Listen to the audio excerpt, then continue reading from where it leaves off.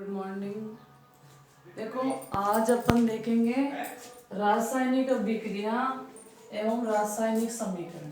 अपना टॉपिक है रासायनिक अभिक्रिया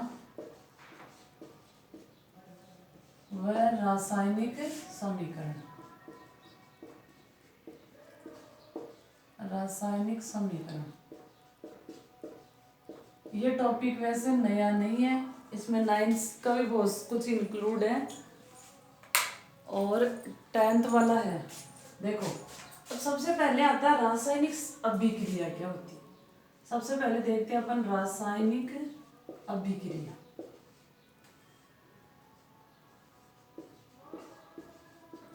अब देखो, रासायनिक अभिक्रिया से तात्पर्य है इसमें क्रियाकारक होंगे, क्रियाकारक क्या बनाएंगे, आपके उत्पाद बनेंगे। जैसे मान लो दो क्रियाकारक है A प्लस B, इन्होंने क्रिया करके क्या बनाया, एक उत्पाद बनाया जिसको क्या बोलेंगे अपन AB। ये कौन है, आपके क्रियाकारक है और ये क्या आपके उत्पाद है।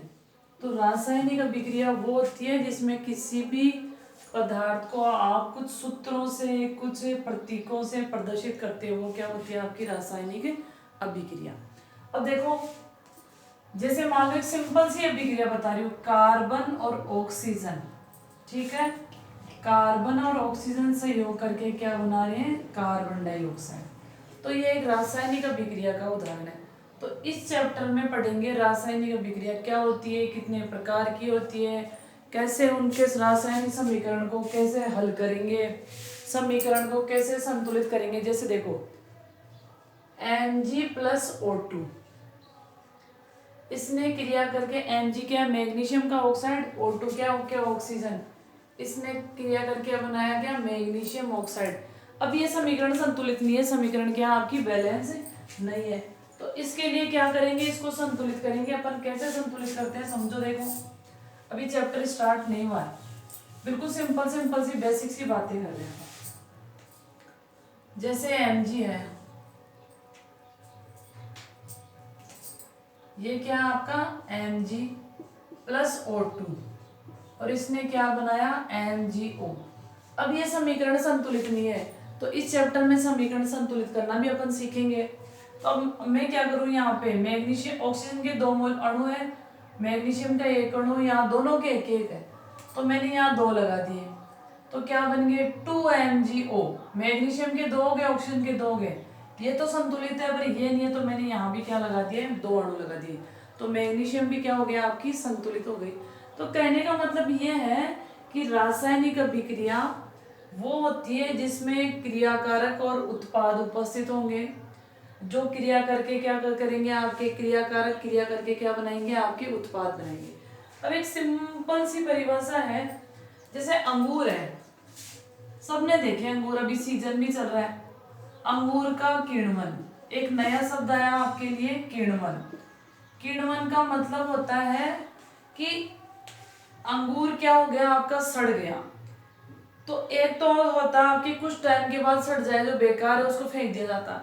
एक क्या होता है कि अंगूर लिए, उस पे आपने कुछ केमिकल डाले, कुछ रसायन डाले या कुछ जीव डाले, और उन्होंने क्या किया, अंगूर का किण्वन कर दिया और क्या बना दिया आपका, एल्कोहल बना दिया। क्या बना दिया आपका, एल्कोहल। अब देखो, अंगूर को क्या किया आपने, किण्वन किया, तो अंगूर ने क्या किया, वायु की अनुपस्थिति में, वायु की अनुपस्थिति में कुछ जीवाणु इस पे क्रिया करेंगे और इसको किस में बदल देंगे, आपके एल्कोहल में। अब एल्कोहल क्या होता है, प्रयोगशाला में काम आता है, इसके अलावा आपके फैक्ट्रियों में काम आता है। तो ये सब कुछ अपन इस चैप्टर में पढ़ेंगे।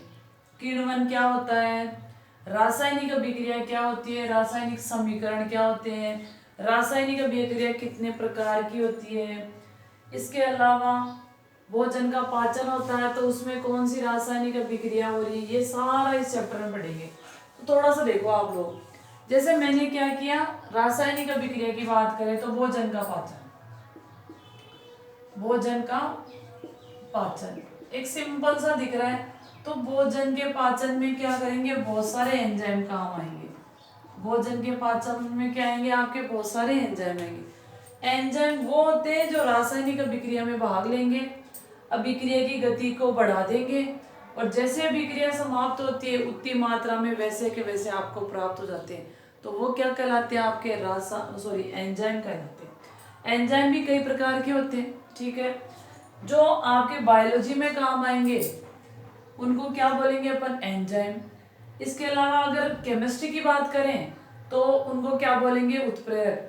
तो बायोलॉजी के पॉइंट ऑफ व्यू से देखें तो उत्प्रेरक वो होते हैं जो, या एंजाइम वो होते हैं जो जिनको बायो उत्प्रेरक भी बोल सकते हो। तो दो चीजें निकल के आई, ये पहला तो है आपका उत्प्रेरक,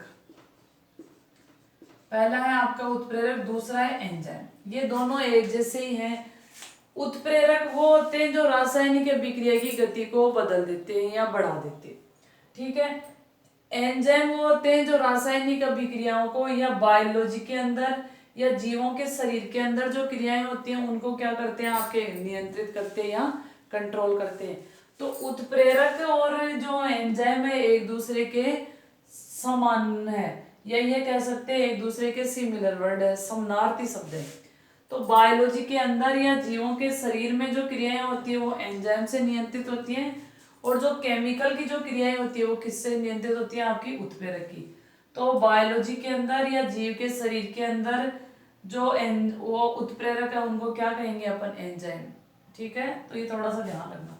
इसके अलावा आप अपन देखें, हमारा शरीर भोजन का पाचन करता है, तो पाचन में क्या होंगे आपके, बहुत सारे एंजाइम काम आएंगे। जैसे आपने कार्बोहाइड्रेट लिया है तो कार्बोहाइड्रेट पे कौन काम करेगा, एमाइलेज एंजाइम करेगा, ठीक है। एक बहुत ही अच्छा सा प्रयोग करके दिखा रहा है, एक मैग्नीशियम का रिबन। मैग्नीशियम क्या है, आपकी धातु है। मैग्नीशियम क्या है, आपकी धातु है, और धातु वो होती है जिसमें क्या होती है, खुद की चमक होती है, उसके तार बना सकते हो आप। इसके अलावा उसको पीटने से उसमें ध्वनि उत्पन्न होती है। धातुओं के लक्षण तीसरे चैप्टर में पढ़ेंगे अपन। तो मैग्नीशियम धातु है। मैग्नीशियम को किससे लिखते हैं, Mg से लिखते हैं। किससे लिखते हैं आपके, Mg से लिखते हैं। अब मैग्नीशियम, यहाँ से क्वेश्चन बनता है कि मैग्नीशियम का जो तार होता है उसको आप जलाने से पहले उसको रेजमाल से, रेजमाल तो सबने देखा होगा, रेजमाल से उसको साफ क्यों करते हो। क्वेश्चन क्या बन रहा है, मैग्नीशियम धातु का जो तार होता है उसको जलाने से पहले आप रेजमाल से साफ क्यों करते हो। तो इसका जवाब होगा क्योंकि मैग्नीशियम धातु के, अभी मैंने एक समीकरण लिखी थी Mg+O2, तो क्या बना था, MgO। मैंने इसको बैलेंस की थी तो ये क्या बन गया, मैग्नीशियम का ऑक्साइड बन गया। तो मैग्नीशियम ऑक्सीजन की उपस्थिति में जल रही है और क्या बना रही है, आपका मैग्नीशियम ऑक्साइड बना रही है। तो कहने का मतलब ये है, बहुत ही अच्छा क्वेश्चन है कि मैग्नीशियम को जलाने से पहले या मैग्नीशियम के तार को जलाने से पहले आप रेजमाल से साफ क्यों करते हो। इसलिए करते हो कि उस पर अगर कोई अशुद्धि लगी हुई है तो साफ कर लोगे, जिससे वो आसानी से ऑक्सीजन से क्रिया करेगा और मैग्नीशियम का ऑक्साइड बनाएगा। ये आपकी फर्स्ट चैप्टर के फर्स्ट पेज पे दे रखा है। फर्स्ट चैप्टर जो स्टार्ट होता है उसके फर्स्ट चैप्टर के फर्स्ट पेज पे ये समीकरण दे रखी है। ये क्वेश्चन ऐसे बनता है कि मैग्नीशियम के रिबन को क्यों जलाते हैं, ठीक है। ये एक बेसिक सी बात थी जो अपन ने करी। बहुत प्रकार की अभिक्रियाएं होती हैं। जैसे एक क्वेश्चन बन रहा है आपका कि आप गर्मियों में दूध को खुला छोड़ देते हो तो फट जाता है, सर्दियों में नहीं फटता, ऐसा क्यों होता है। गर्मियों में दूध को खुला छोड़ने पे क्या होगे, गर्मी है बाहर। यहाँ दो चीजें देखो, एक शब्द आएगा जीवाणु, सब जानते हो जीवाणु को बैक्टीरिया भी कहते हैं।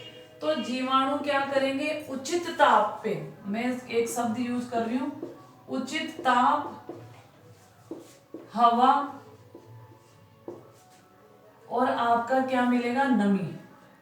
अगर ये मिल रही है तो वो शीघ्रता से क्रिया करेंगे। शीघ्रता से क्या करेंगे, आपकी क्रिया करेंगे।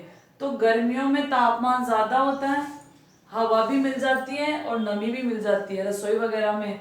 तो जो गर्मियों में आपका दूध जल्दी क्यों फट जाता है अगर आपने बाहर रखा है, तो इसका एकमात्र कारण है कि जीवाणुओं को क्रिया करने के लिए उचित ताप मिलता है, हवा मिलती है, या कह सकते हैं उचित स्थान मिलता है, इसीलिए दूध आसानी से फट जाता है। अब यहाँ 2-3 चीजें निकल के, अब देखो आपकी जो एनसीईआरटी चलती है ना, तो उसमें डायरेक्ट क्वेश्चन आएगा नहीं, रीजनिंग बेस आएगा ऐसा। तो जैसे जी वो गर्मियों में दूध जल्दी क्यों फट जाता है, सर्दियों में क्यों नहीं फटता? तो गर्मियों में दूध इसलिए फट जाता है कि जीवाणु को क्रिया करने के लिए उचित ताप, हवा और नमी मिलती है। ठीक है, दूध में कौन सा, दूध के अंदर कौन सा अम्ल होता है? Lactobacillus, bacillus. देखो दूध में क्या होगा? लैक्टोबैसिलस बैक्टीरिया, समझना इसको। दूध में एक बैक्टीरिया पाया जाता है, लैक्टोबैसिलस बैक्टीरिया। तो ये दूध से दही बनने में मदद करता है। ये क्या करेगा? आपके दूध से दही बनने में मदद करेगा। दूध में प्रोटीन होती है, केसिन प्रोटीन। दूध में प्रोटीन कौन सी होती है आपकी? केसिन। प्रोटीन कौन सी होती है दूध में? आपकी केसिन प्रोटीन पाई जाती है। दूध या दही जमाने के लिए कौन सा बैक्टीरिया सहायक है? लैक्टोबैसिलस। तो जैसे आपको उचित ताप, हवा और नमी मिलेगी, तापमान ज्यादा रहेगा, तो बैक्टीरिया तीव्रता से क्रिया करेंगे और दूध क्या हो जाएगा? अगर बाहर रखा हुआ तो वो फट जाएगा। फ्रीज में क्यों नहीं फटता? क्योंकि फ्रीज में तापमान कम रहता है, बैक्टीरिया आसानी से नहीं ग्रो करेंगे, नहीं बनेंगे, या नहीं अब जनन करेंगे, 1 से 2, 4 नहीं बनेंगे। इसकी वजह से आपका दूध आसानी से नहीं फटता। तो ये ऐसे ऐसे क्वेश्चन आएंगे, डायरेक्ट क्वेश्चन कुछ नहीं आएगा, रीजनिंग बेस्ड क्वेश्चन होगा, डायरेक्ट नहीं पूछेगा, कारण वाला क्वेश्चन होगा। तो यहाँ 3-4 चीजें निकल के आई है कि गर्मियों में दूध आसानी से क्यों फट जाता है, सर्दियों में क्यों नहीं फटता। ठीक है, खुला रखा है तो दूध फटता है, फ्रीज में रखा तो क्यों नहीं फटता है। कौन से बैक्टीरिया दही जमाने में सहायक है। दूध में कौन सी प्रोटीन होती है? केसिन प्रोटीन होती है। जो छोटा बच्चा होता है वो सिर्फ दूध पीता है, क्योंकि जो छोटा बच्चा होता है उसके शरीर के अंदर कौन से एंजाइम होते हैं? केसिन प्रोटीन को पचाने वाले एंजाइम होते हैं। ठीक है, कौन सा एंजाइम होता है इस प्रोटीन को पचाने वाला? Rennin enzyme.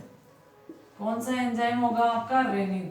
और जैसे जैसे बच्चे की एज बढ़ती जाती है तो रेनिन की मात्रा क्या हो जाती है? खत्म हो जाती है, कम हो जाती है। इसकी वजह से जो बड़ा बच्चा होता है 6 महीने से ज्यादा, उसको ऊपर से भी आहार खिलाते हैं अलग से, ताकि उसके शरीर में प्रोटीन की पूर्ति फुलफिल हो सके। तो ये थोड़ी सी बेसिक सी बात थी, अपन पहले चैप्टर के फ्रंट पेज पे चल रहे हैं। ठीक है, तो ये थी आपकी थोड़ी सी बात की रासायनिक अभिक्रिया क्या होती है। रासायनिक अभिक्रिया वो होती है जिसमें 2 रसायन होंगे, उनके मध्य प्लस का निशान लगाएंगे, उनके बीच में तीर का निशान लगाएंगे, और एक क्या बन जाएगा? आपका उत्पाद बन जाएगा। अब आप लोगों ने पढ़ा होगा रासायनिक और भौतिक परिवर्तन। रासायनिक परिवर्तन, और दूसरा पढ़ा होगा भौतिक परिवर्तन। दूसरा क्या है? भौतिक परिवर्तन। ये 9th में भी था और 10th में भी। रासायनिक परिवर्तन में नए पदार्थ का निर्माण होता है। नए पदार्थ का निर्माण होता है रासायनिक। जैसे दूध से दही बन गया, लकड़ी को जला दिया आपने, सब्जी बना ली, बहुत सारी चीजें, कागज को जला दिया, तो ये सब किसके उदाहरण है? रासायनिक परिवर्तन है। भौतिक परिवर्तन में नए पदार्थ का निर्माण नहीं होता है।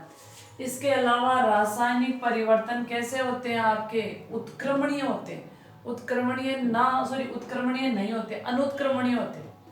मान लो एक बार नया पदार्थ बन गया तो आप वापस अभिक्रिया करके उस पदार्थ को उस मूल पदार्थ में बदल नहीं सकते।